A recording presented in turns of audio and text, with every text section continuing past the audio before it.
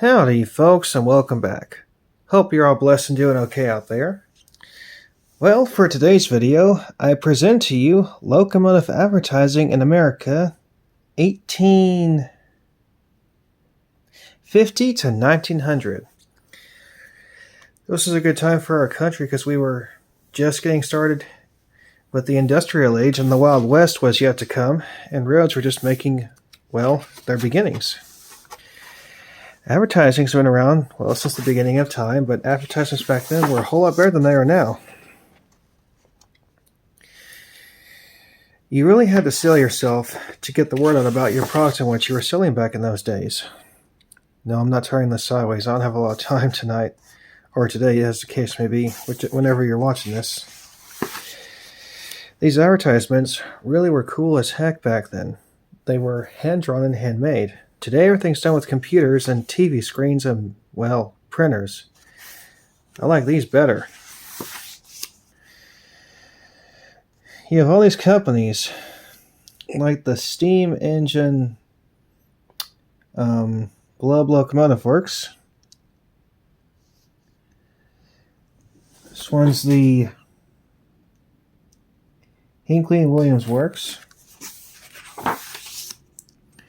Well, okay, I can turn this sideways. It's a small book. Why not?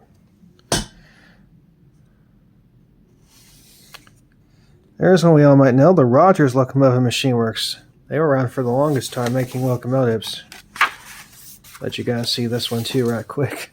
I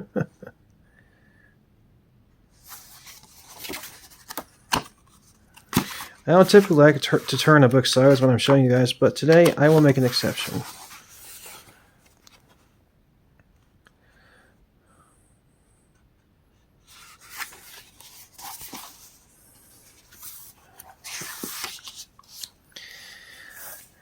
Yeah, all these companies really had to detail themselves out because, keep in mind, there were no TVs and there were no phones, and heck, there weren't even computers.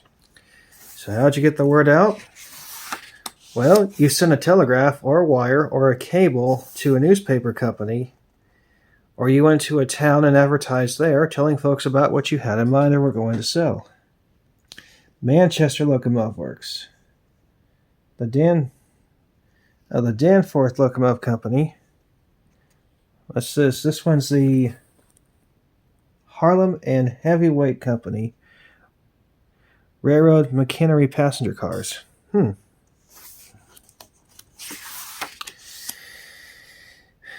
not reading everything, but you guys can see how detailed these were back then.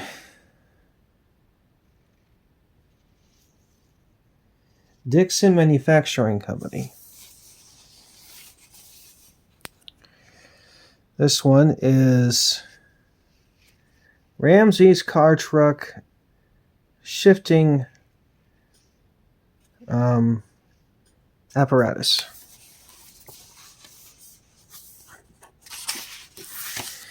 You ever watch a Western and you see like a guy in the street trying to sell a drink or a food product? That's really how it was done.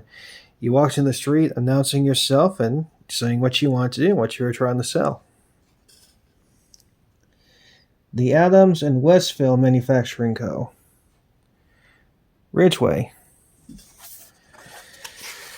Unfortunately, a lot of the products didn't really do what they thought they were supposed to do. It was all just sales gimmicks, but they made you believe in that stuff. Poston Company. Looks like they made lamps and lanterns and headlamps.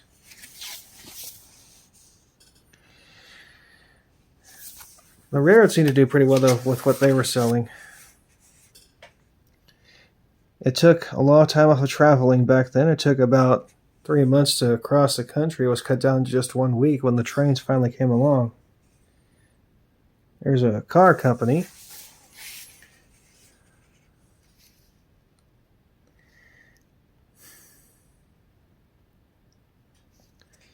That's either Grunt or Giant Locomotive Works, or Grand. Can't quite make it out. See, there's the Tootin Locomotive Machine Works and the Mason Machine Works. And this is the Schenectady Locomotive Works. What company was in Schenectady, New York to make trains? I think it was Baldwin, or it could have been Alco. I forget. Correct me in the comments, guys.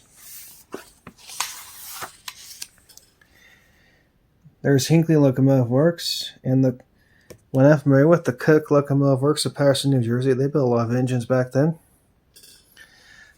Pittsburgh Locomotive and Car, they were a pretty good company. If any model train companies are watching, or maulers, you kind of get an idea of where your engines came from now. Brooks Locomotive Works, Baldwin Locomotive Works, we all recognize them. They were all building the same product, but each one did something a bit different. Okay, there's the, well, it doesn't say if it's a company. It's probably part of the previous page company, which I think was, no, I don't think Baldwin built passenger cars, but I could be wrong. Oh, it's these guys down here. The noiseless steam motors. Then you have the company that built the cable cars in San Francisco, the Brownwell and Weight Car Company of St. Louis. And there's one you guys don't recognize, the J.G. Brill Company that built trolley cars back in those days.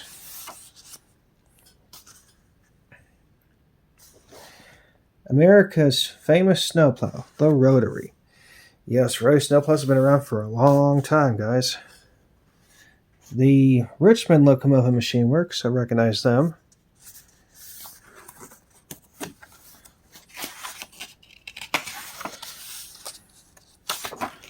Nice. Did I skip the page? It feels like it. Nope, I don't guess I did. And here's the last one. The Rhode Island Locomotive Works.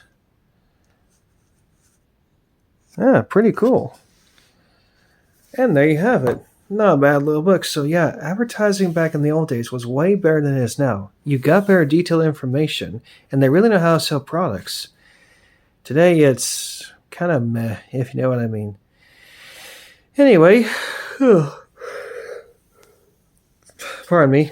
Until next time, please be safe around trains. May the good Lord bless you. And please like, share, subscribe, and comment. Happy rails, guys. See y'all next time.